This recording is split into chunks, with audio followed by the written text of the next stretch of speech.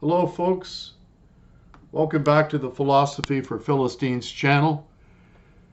I've had a bit of an epiphany, so I would like to discuss my latest hypothesis, namely that groupthink is a real pandemic against which we must develop natural immunity to avoid infection. But how? My hypothesis, that the Socratic method is the basis of scientific inquiry. I taught 5 why problem solving as one of the many tools I used in training clients in root cause analysis. So I understand how useful asking the right questions in proper sequence are in analyzing a problem. Nevertheless, when a group of people are under the sway of groupthink, analysis becomes impossible, since open inquiry will be summarily censored, and therefore such clients cannot be helped. What the Socratic method is. The Socratic method is named after Greek philosopher Socrates, who taught students by asking question after question. Socrates sought to expose contradictions in the students' thoughts and ideas to then guide them to solid, tenable conclusions. The method is still popular in legal classrooms today. How does it work? The principle underlying the Socratic method is that students learn through the use of critical thinking, reasoning, and logic. This technique involves finding holes in their own theories and then patching them up. In law school specifically, a professor will ask a series of Socratic questions after having a student summarize a case, including relevant legal principles associated with the case. Professors often manipulate the facts or the legal principles associated with the case to demonstrate how the resolution of the case can change greatly if even one fact changes. The goal is for students to solidify their knowledge of the case by thinking critically under pressure. As I have previously asserted, when people are under the sway of groupthink, such analysis becomes impossible. In fact, it is the reason the Athenians sentenced Socrates to death. In 399 BC, Socrates went on trial for corrupting the minds of the youth of Athens and for impiety. Socrates defended himself unsuccessfully. He was found guilty by a majority vote cast by a jury of hundreds of male Athenian citizens, and according to the custom proposed his own penalty, that he should be given free food and housing by the state for the service he had rendered to the city. In the alternative, he proposed that he be fined 1 mina of silver, according to him all that he had. The jurors declined his offer and ordered the death penalty. The charges were corrupting youth, number 1. Number 2, worshiping false gods. And number 3, not worshiping the state religion, which translates, of course, into not worshiping the state.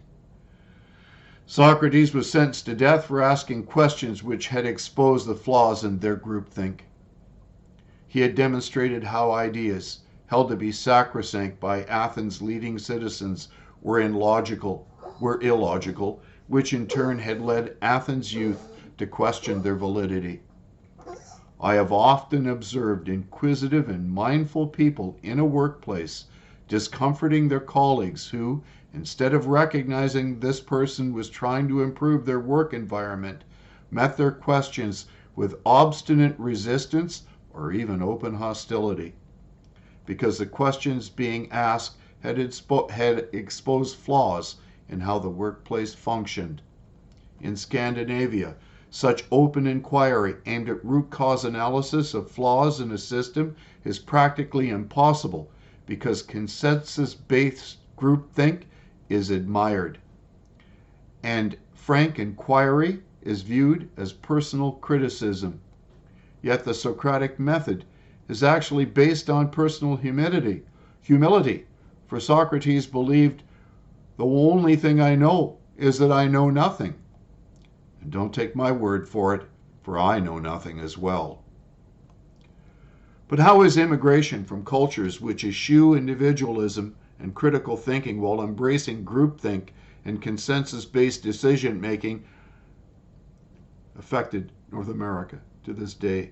Note, I apply what some of you may call my prejudices without regard for anything other than measuring outcomes of the groupthink prevalent in certain immigrant communities without regard for their immutable traits, such as skin color, race, etc.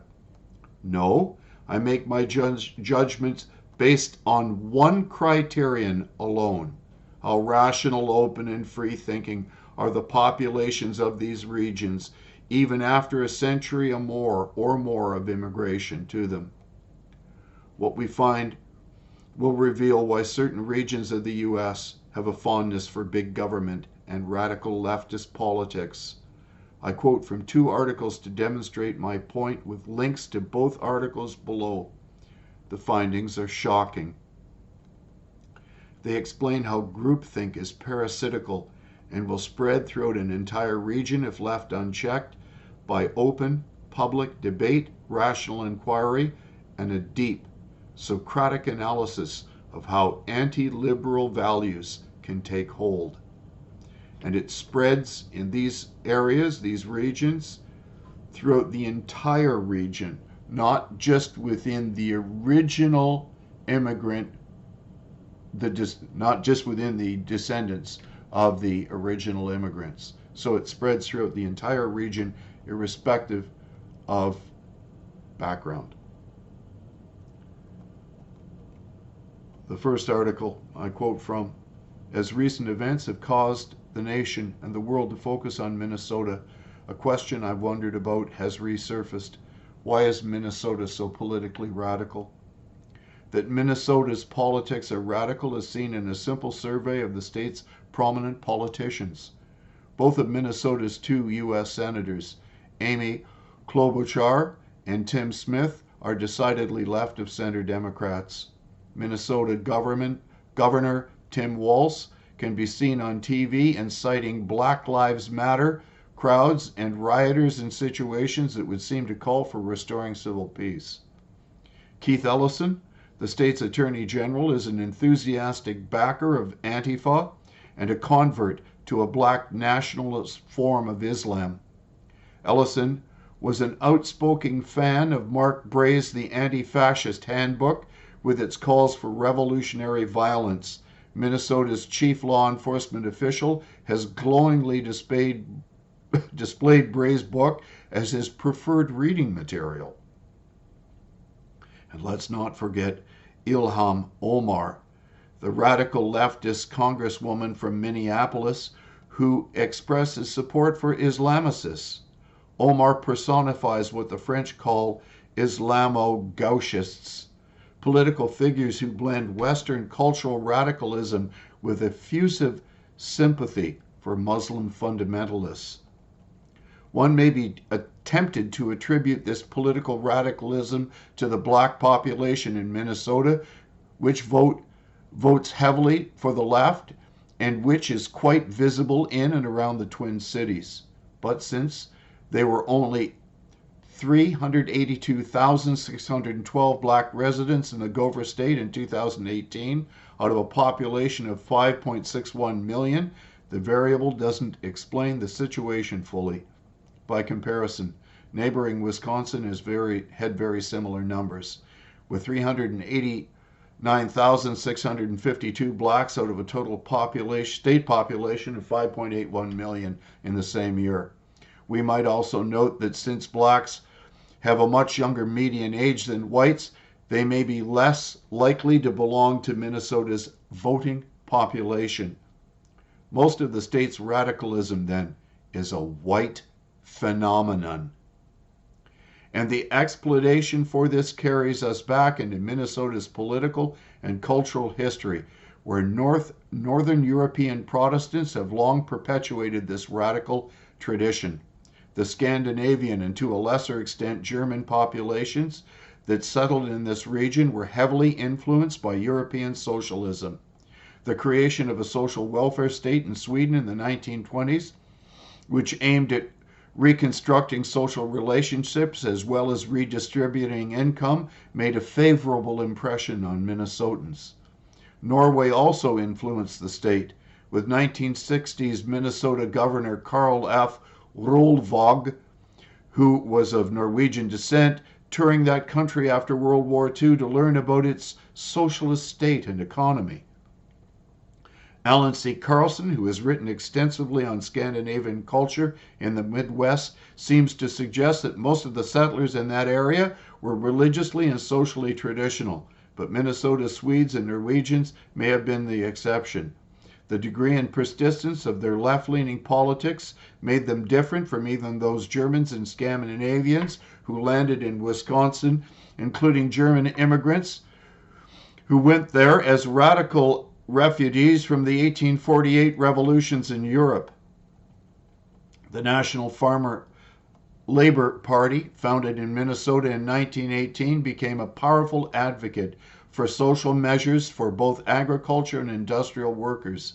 In 1944, this party merged with the Democratic Party at the national level without abandoning its own reform energies or affinity for Scandinavian social democracy. Minnesota was largely settled by church-going Scandinavians and Germans who were moralistic and public regarding and tended to agree with the notion that a government had a role to play when it's in the best interest of everyone.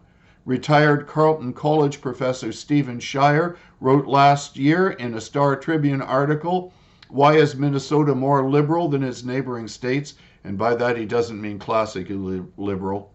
That ethos has persisted in the state's consistent higher voter turnout over the years, and it has frequently benefited left-leaning candidates in elections. This may explain why Minnesota continues to vote for candidates like Ellison, Waltz, and Omar. Minnesota's politics may further be explained by a characteristic of ethnicities with radical leftist tendencies in the U.S. and elsewhere in the West, namely the ease which they fit into larger ethnic communities. This is also seen in Minnesota with Somalis and may have been equally true for Scandinavians in non-urban Minnesota, such as radicalized Finns from the Iron Range, from whence came Gus Hall, the last head of the American Communist Party.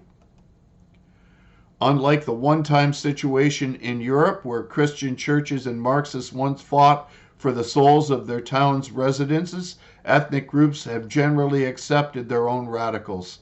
Thus, leftist Scandinavians in Minnesota may have attended the same church as the less radical ones, intermarried with them, and indoctrinated the next generation. There's the key. They indoctrinated the next generation.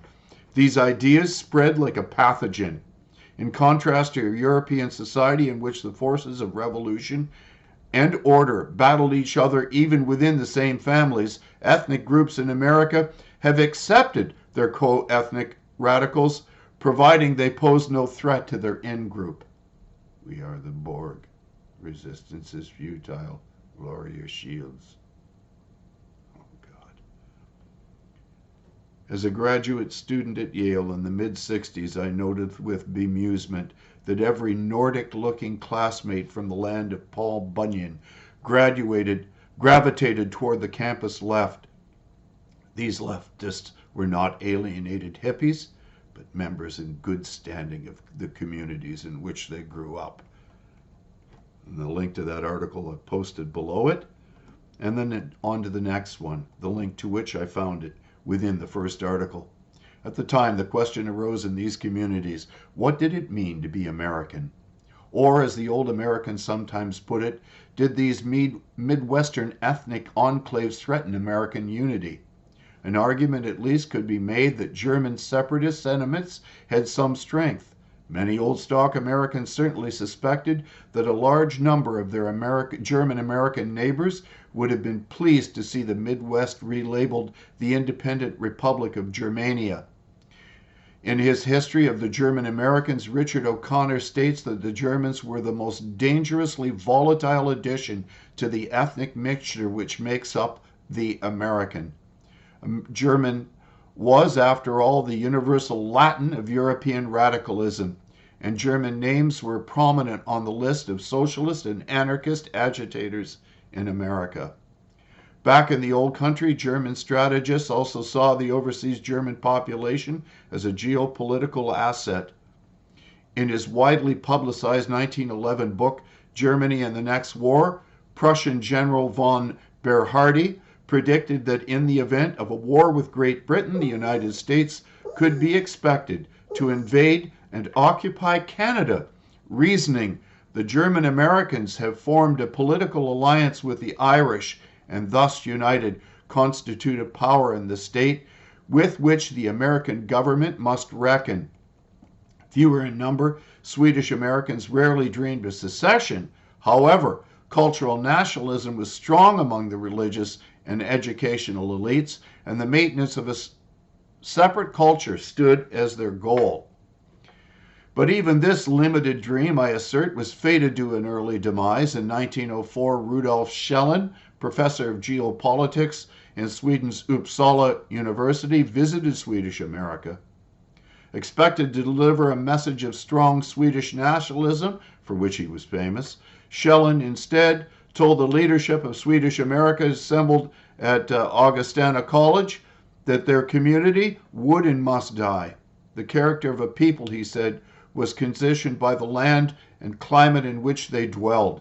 The Swedes had strong and varied ties to the Baltic region, but if every Swede was somehow transported to the shores of the Mississippi, a new Sweden would not be built there. The landscape has more power than memories, Schellen asserted.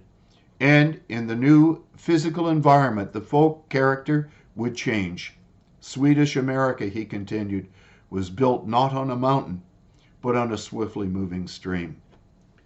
He declared to his audience, your past is at one with ours. Your present and future arc and shall be different. America would win out because the power of assimilation between a landscape and a people would overcome all hindrances. The Swedish element, he said, must lose itself within the new nation, just as distinctive German and English elements must also disappear. The fact, of course, that their radical leftism didn't disappear, although their affinity for their ethnicity may have. Indeed, in retrospect, we can see that German America and Swedish America were already dissolving by 1900. 17 years before war-induced hysteria brought direct suppression. The last large influx of German immigrants came in 1891-92, when 244,000 arrived. Those very years also proved to be the peak period for English language press, or German language press rather. By 1904, with few new immigrants boats coming from Bremen, nearly 1/4 of the German language periodicals had disappeared. Not only had numbers changed, but so had content. In 1890, news of the old country predominated. By 1905, local and regional stories covered the front pages, while German Americas were firmly united in opposition to the prohibition movement. They divided on virtually all other political issues. The Democratic, Republican, Progressive, and Socialist parties all claimed significant numbers of German American adherents. As early as 1900, the Swedish language was in decline in the colleges. The requirement of an ability to read and write Swedish disappeared from Augustana College catalog that year. Without a continuing influx of new immigrants, the assimilation process, driven largely by interaction with a new landscape and by integrative forces of the economy, went into high gear. Symbolic of this, several German American groups reversed their position of immigration in the 1890s, joining the Anti-Immigration American Protective Association. Scandinavian groups soon followed suit. Indeed, so many Swedish Americans in Minneapolis joined the APA in 1894 that the APA journal in that town merged with the leading Swedish language newspaper. New interests and new worries were superseding immigrant ties to the old country. By 1914, indeed, a Midwest identity of sorts was taking form, much as Schellen had seen, one defined by small towns, agricultural pursuits, the village socialism of the early cooperatives, remember this, and a distrust of centralized government and foreign adventuring. Isn't it funny that this distrust of centralized government was soon replaced by socialism's need to join all things as one? Strong elements from the German and Scandinavian culture and characters could be found in this mix, as could influences from English-speaking America that produced agrarians like Tama Jim Wilson. From 1900 to 1914, this Midwest began to find artistic expression as well in sculptors such as Loreto Taft, architects such as Wright and Saarinen, artists such as Wood, Sanson, and Benton, poets such as Lindsay, Sandberg, and Masters, and novelists such as Ola Rolvog. But this distinctive regional America lasted barely 4 decades, dying as a coherent entity sometime in the early 1950s. Space does not allow me a detailed review of this demise, but I would offer a few thoughts. Certainly, the technological revolution stimulated by the internal combustion engine played a role after 1920 in destabilizing the labor-intensive agrarian economy on which this unique Middle West partially depended. Another material factor pushing for change was a relatively low return of agricultural produce to capital, which diverted ever more wealth into industrial investment, stimulating in return the vast expansion of cities such as Chicago and Detroit, pressing ever deeper into the countryside. But inept government agricultural policy played a more crucial role. Wage price and production controls imposed during wartime 1917 to 1919, the rapid return to a disoriented market in the 1920s, the Agricultural Adjustment Act and its close in the 1930s, and the second forced march of agriculture into emergency or wartime socialism in 1941 to 1945 period left the nascent agrarian republic in ruins. By the 1950s, the region was losing many of its distinguishing qualities, becoming part of the universalized new America being crafted around the burgeoning suburbs, a province of the democratic empire. Today, the Midwest as such exists in the scattered and abused villages and heavily mortgaged family farms of a backcountry depopulated and poor, and it exists in the legend of Lake Wobegon, often distant Miss County. The link to this article is below, and the connection to the damage that groupthink and socialism has done is undeniable. We must inoculate ourselves, our children, our neighbors, our friends, our family, our communities against the dangers of groupthink. This loss of the Socratic method and of understanding the value of limited constitutional government and of individual sovereignty and autonomy is nothing short of the greatest tragedy of our time. Have a great day, folks. God bless you all.